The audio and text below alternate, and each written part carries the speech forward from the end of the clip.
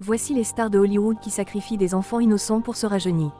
Donatella Versace, la déesse de la mode italienne, qui à 70 ans passait défie le temps comme aucune autre. Regardez les photos de 2023. Donatella sur sa photo ressemble à une grande-mère de 90 ans, la peau marquée par des décennies de fêtes effrénées et de deuil, ses yeux fatigués, ses lèvres fines, son visage comme un parchemin froissé par le vent de la vie. Les tabloïds en parlaient déjà, l'addiction, les excès, le poids d'un empire à porter seul. Elle semblait humaine, vulnérable, presque prête à s'effacer dans l'ombre des podiums. Et puis, 2024 arrive comme un coup de théâtre. Boum, Donatella ressurgit, transformée. Une jeune femme de 35 ans, rayonnant, la peau lisse comme du marbre poli, les yeux pétillants, les lèvres pulpeuses, le corps sculpté dans l'or pur. À la Fashion Week de Milan, au gala de The Devil Wears Prada à Londres, elle parade en mini-robe Versace scintillant, bronzée, blonde platine impeccable, un sourire qui défie la gravité. Les fans s'extasient, la plus belle qu'elle ait jamais été, un upgrade historique. Les experts en esthétique parlent de botox raffiné, de lifting discret, de laser pour effacer les rides.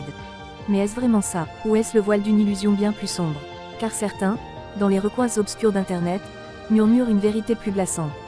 Pas de chirurgie banale, non, de l'extraction, oui, vous avez bien entendu, des rumeurs persistantes, nées des abysses des théories du complot, accusent Donatella, et avec elle, un pan entier d'Hollywood, de puiser sa jeunesse dans le sang des innocents. Des enfants, arrachés à la lumière du jour, sacrifiés dans des rituels secrets pour voler leur vitalité. Adrenochrome, disent-ils, cette substance mythique extraite du stress extrême des plus jeunes, un élixir qui rajeunit les élites.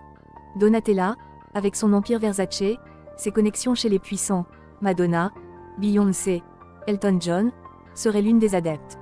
Pourquoi? Parce que la science ordinaire n'explique pas un tel miracle. À 70 ans, elle n'a pas simplement ralenti le temps, elle l'a renversé. Et ce n'est pas une fable isolée. Regardez autour, Hollywood, ce monde de strass et de paillettes, est prêt à tout. Des scandales comme celui d'Epstein nous ont révélé des réseaux de prédateurs masqués en philanthropes. Des stars qui prônent l'écologie tout en polluant les océans de plastique. Des icônes féministes qui exploitent des armées de mannequins sous-payés. Où va le monde si les gardiens de la beauté sacrifient l'innocence pour briller? Vers une dystopie où l'apparence prime sur l'humanité, où les likes valent plus que les vies. Mais attention, je ne viens pas accuser sans fondement. Ces rumeurs sont des échos dans le vide, pas de preuves solides, juste des spéculations alimentées par notre fascination pour l'occulte. Donatella elle-même rit de ses folies. Dans une interview récente, elle vante simplement ses secrets italiens et son amour pour la vie. Pourtant, elle nous force à questionner, jusqu'où irons-nous pour l'éternelle jeunesse? La chirurgie, les IA qui fabriquent des avatars parfaits, ou pire, des marchés noirs où l'humain devient marchandise. Mes amis, le monde file vers un carrefour. Si nous laissons les ombres d'Hollywood dicter notre boussole, nous perdrons notre âme. Choisissons plutôt la lumière vraie, l'empathie, la justice, la célébration de l'âge sans peur.